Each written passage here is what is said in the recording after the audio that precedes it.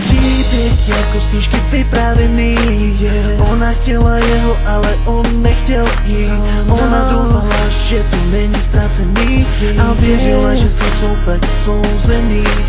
Nikdy se nezdala, stále mu psala, že chce jenom jeho, život by za to dala. Kráčející tělo bez duše, co jenom pečí. Po večerech nemůže spát, po bytě kráčí.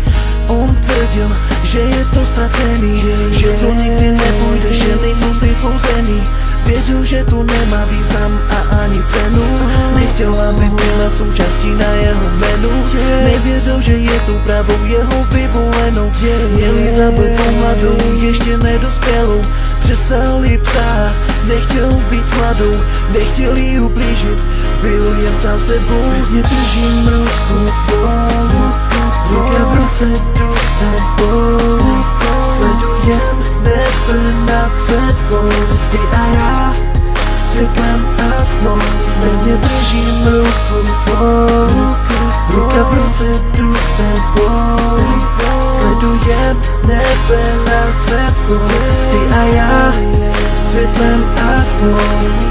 Nikdy by nevěřil, co se právě stane, co se mu po nocích promítalo v hlavě.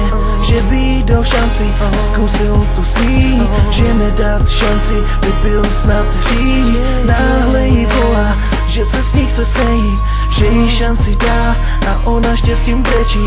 Najednou je slyšet ticho, celá oněměla, že to není možný a že to nečekala. Pak se spolu setkali, pevně se objevili.